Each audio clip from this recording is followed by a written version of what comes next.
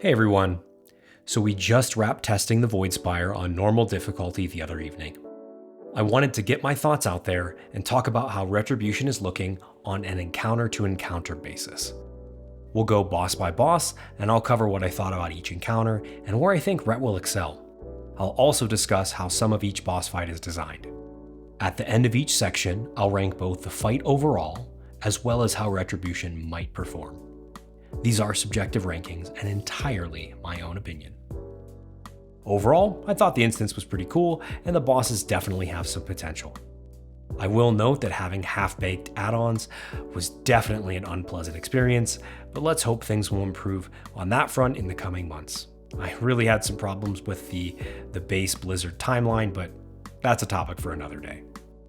Before we begin, I want to remind folks that damage numbers and output are mostly meaningless right now. The tuning phase of beta is really just starting, so do take any numbers you see with a grain of salt. Let's get into it. As far as first bosses go, Imperator Averzian, that's a mouthful, it seems relatively fun. You're playing glorified tic-tac-toe, and Averzian spawns 3 Void Shapers. You can remove 2 of them, but the third one will always become active. The one that remains leaves a portal, and if you ever have 3 portals in a line, you die. So here are the talents I tested with. It's a modified single target build. I swapped out Empyrean Power for Tempest of the Lightbringer, but we may have to index further into AoE damage on higher difficulties based upon how long the enemies last. So if the Void Maws and Void Shapers do last longer, you'll definitely gain more and more benefit from taking AoE talents. So we'll see what happens when we get there. As far as Retribution goes, I frankly don't expect Retribution to be great on this boss. At least on normal, Void Shaper and Void Maws spawn at 45 seconds and then again around the 2-minute marker. We can definitely use cooldowns on the 2-minute spawn, but the Void Maws are fairly spread out. It made it very difficult to get effective cleave on them. But on beta right now, people's UIs aren't polished, we haven't synced our crowd control, and we don't really have a clear strategy going in. I'm hoping that this is remedied once that is resolved.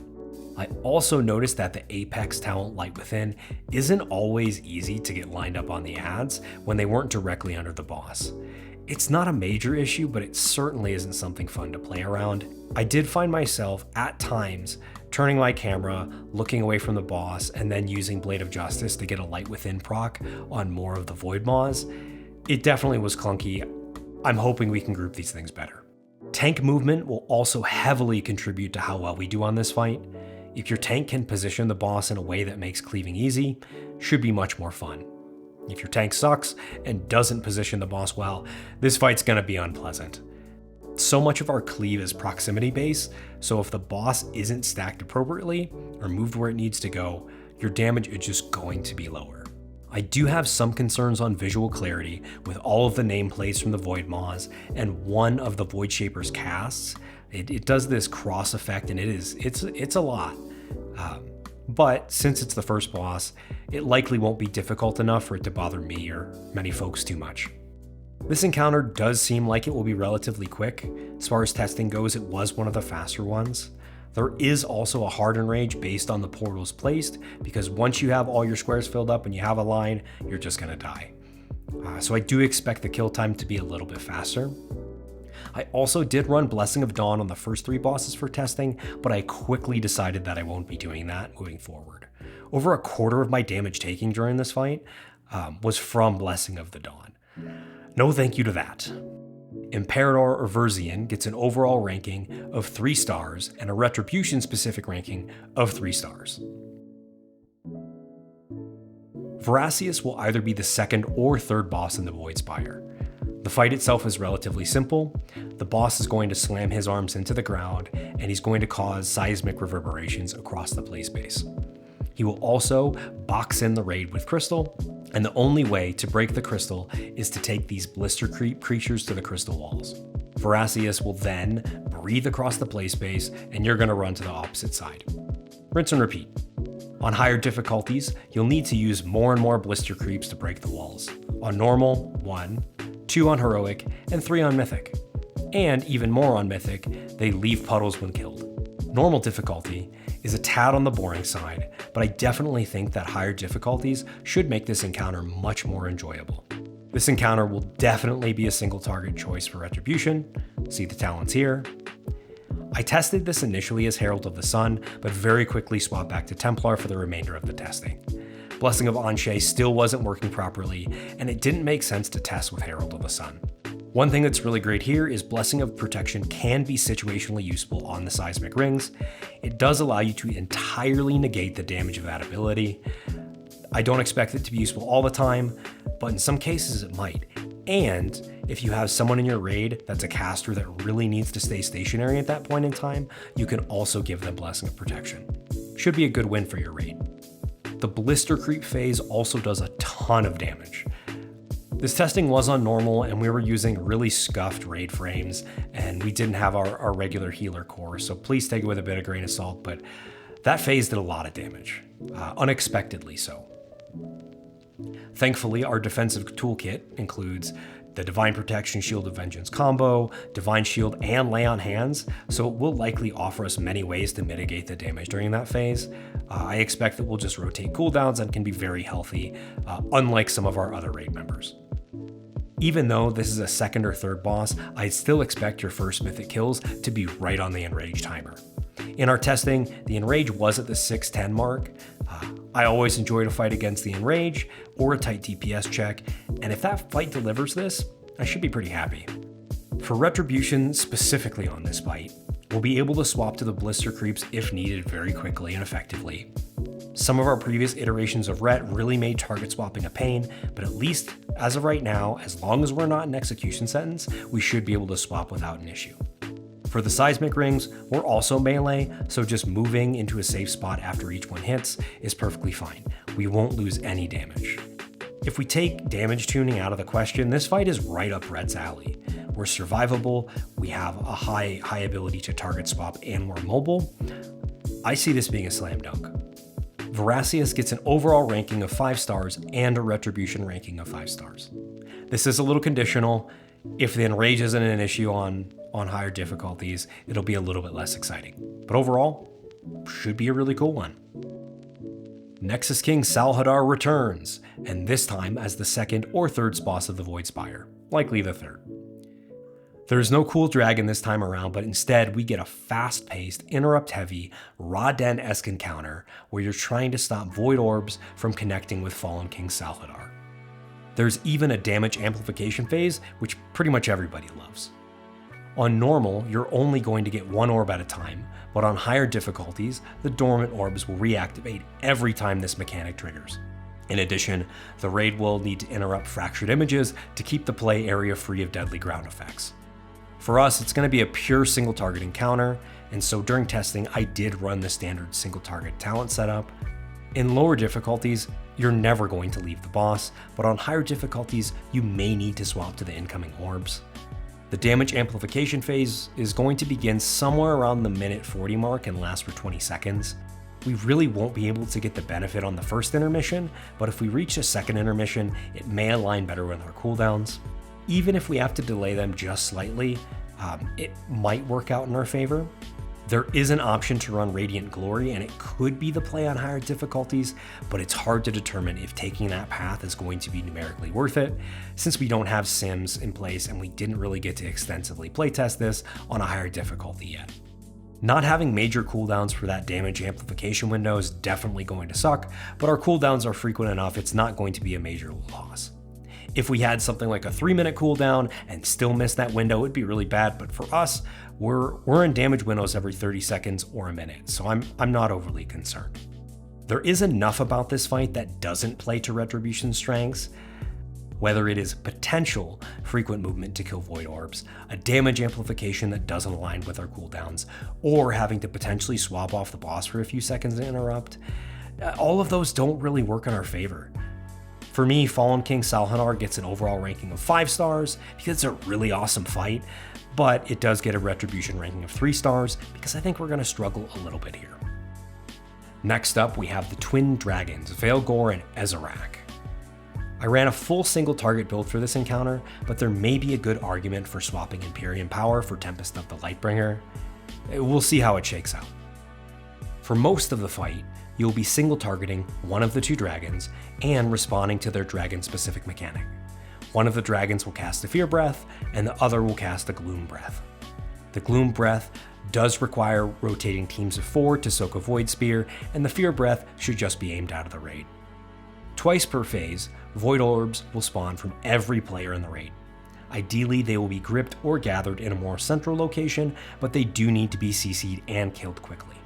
Similar to the first boss, if the adds aren't grouped up, getting the Apex talent to cleave well won't always be easy. Same with Wake of Ashes. If your cooldowns are up, you're going to want to hit Execution Sense on the boss, but then Wake and Hammer Light on the adds.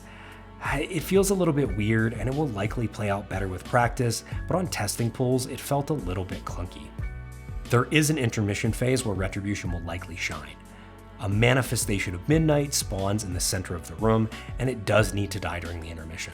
On normal, it melted, but on higher difficulties, it will always align with at least one of our cooldown sets. You also get a debuff that forces you to run out to the edge at times, so you'll still be in the safe zone, and Retribution should still be able to get almost full DPS through the range extension from our Jurisdiction talent. We won't be able to compete with any class that can multi-dot both dragons, but as far as melee goes, we should be in a reasonable enough spot. Vaelgor and Ezzorak get an overall ranking of 4 stars and a Retribution ranking of 4 stars as well. Last, we have the Lightblinded Vanguard. Blizzard has historically created really terrible council bosses that are always best described as mechanic vomit. Thankfully, this one is actually much better than the last few council bosses we've had. Honestly, I came into testing expecting this to be my least favorite encounter, and it ended up being one of the ones I enjoyed the most. That's a wild thing for a council boss. There is a ton going on during this encounter, but the big takeaway is that you'll switch between a 2 or 3 target encounter when one of the paladins activates their auras. You'll rotate around the room, slowly filling up the play space on higher difficulties. For specific mechanics, the big one here is Execution Sentence. It will have to be group soaked without overlaps. And also, one very important note here is it will do damage through immunities like Divine Shield, so you're going to have to coordinate with your group. So why is Ret good here when we traditionally haven't done well on council bosses? Since we are able to cleave 100% of the fight, we can lean more heavily into AoE talents. See the talent build I played here.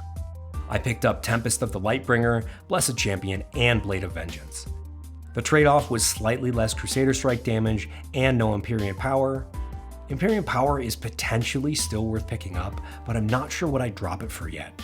I considered Jurisdiction, but we're getting a ton of Blade of Justice damage, so it's hard to gauge if the trade-off would be worth it. More time will tell, but at least we were able to really double down on our AoE options.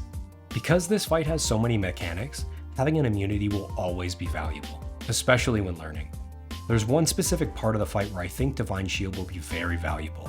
When Execution Sentence completes, Divine Hammers will spiral out from where that ability was placed. While we can't immune the Execution Sentence hit, we can definitely immune the Spiraling Hammers and just run back to the boss. They're a little bit hard to track, so using an immunity there will allow us to be able to learn the mechanic without putting ourselves at risk. I did run Seal of the Templar here, more because I forgot to update my talents, but in future fights I'd run Divine Exaction 100% of the time. You're almost never going to use Final Verdict, so Seal of the Templar really doesn't do anything. As your tanks do get more comfortable with boss positioning, we should have very good uptime and have very effective cleave. Compared to Soul Hunters, the most recent council fight, half of the time you had the Void Demon Hunter and Havoc Demon Hunter zipping across the map. In this fight, you'll have 2 to 3 target cleave the large majority of the time, with very few exceptions. I'm definitely a little biased here, but I do like the theme of the bosses. Fighting paladins, it's fun. I think that's pretty cool. And I do really like the boss encounter area. It is spacious, and most of the abilities are telegraphed really well in the area. The contrasting colors between light and then the gray or void background, it makes things really easy to see. So for me, the Lightblinded Vanguard gets an overall ranking of 5 stars and a Retribution ranking of 5 stars. It's a big surprise on that one. So what's our final score? The overall rating for the Voidspire comes in at 4.4 stars, and the Retribution ranking comes in at a solid 4 stars. I think that's a pretty good all around in both categories. Retribution has struggled sometimes in previous raids, but At least since the rework in Dragonflight, there's enough going on for it that there's always going to be a good spot for red. We have very limited information on the final boss in the Voidspire, but the Crown of the Cosmos encounter sounds like a blast. I won't spoil it here because there are some major lore implications, but it will be a fight to remember. As far as how Retribution will do on that encounter, I'm going to go ahead and give it a ranking of 5 stars. Ret isn't traditionally played at the world first level because Prot and Holy just bring more, but for the majority of other guilds, Retribution is still an incredible progression spec. We have great survivability with the mix of Divine Shield, Divine Protection, Shield of Vengeance, and now Blessing of Dusk. Living matters more than total damage output the majority of the time during progress, and as long as you're doing your rotation correctly and doing any assigned mechanics well, your damage is going to be plenty fine. So what felt good about this raid for Retribution? I think that the best thing going for us is that most of these encounters have a strong focus on single target, or AoE. There aren't a ton of mixed damage fights that require long phases of AoE followed by long phases of single target. So for us, we can just pick our talent set and take a point or two of AoE talents as needed. We also have a lot of tools to help us survive, which is always a huge benefit. In addition, the gameplay is pretty good. I was surprised at how frequent our Hammer of Light casts were for Templar. It felt fairly similar to the frequency of casts on live, outside of the double cast from our current tier set. Having Hammer of Light used a lot feels good in my book. On the other hand, what's bad? The first thing to note for me was the Apex talent. I found it very clunky to have to reposition or retarget spread out ads to get the best light within hit. Didn't really feel great, and it felt really counterintuitive to lock a strong AoE effect behind a proc. Sometimes it's going to work really great, and sometimes you're just not going to get it when you need it. Templar Strikes still feels a little weird after playing with only Crusading Strikes since Dragonflight, but it's going to take some getting used to. I do definitely miss having a dedicated Hammer of Wrath button, and likely always will. It still needs something more to help differentiate itself from Judgment. I loved it when I had it, but it just needs something else. The only concerning thing for me is going to be damage tuning. All too often, Retribution has been in the bottom third of melee DPS, with a couple exceptions. This wouldn't be much of an issue if we had an alternative DPS specialization, but we don't. As long as we are tuned appropriately, you can expect Retribution to perform and be competitive for the large majority of guilds. Here are a few quick notes towards tuning and what I'd like to see based on my initial impressions. Divine Storm felt fairly weak compared to Templar's Verdict. I do really dislike how capped it is, but it seems that this is Blizzard's approach. I'd still like it to scale a little bit harder before our target cap hits. Hammer of Wrath felt criminally weak, especially because of how limited we're using it. If we can only use it in Avenging Wrath, this thing needs it to hit like a truck. For being a major cooldown, Execution Sentence didn't really have a big pop of damage. It's only a 10% accumulator, and it has some slight upfront damage, but it doesn't feel like it's enough. And always, just to bring us in relative alignment with other DPS. Blizzard has historically done a pretty good job over the past couple years at making sure classes are mostly in alignment. But let's be real, sometimes some fights are designed to let classes get out of control. I mean, look at One Armed Bandit, and look at what's maybe coming with the Twin Dragons here. 2 target, spread cleave. If you have a class that can do more, it's gonna do a lot more. With that said, I'm still cautiously optimistic about this raid. The encounters seem enjoyable and are only going to get better on higher difficulties. The zone is really cool and different enough from Manaforge Omega where we shouldn't be bothered by the presence of more void enemies. We also have a different raid release cadence this tier with the mini raid of the Dream Rift and then the final 2 bosses of Keldanos. I've always been a fan of Retribution and I'll always make it work regardless, but I think this is going to be a really good raid for Ret. So all up, all in, call me hyped. I think this raid's going to be a banger. As always, thank you for watching. If you like the content, please do give it a like and subscribe. It helps the channel grow. I'll see you in the next one.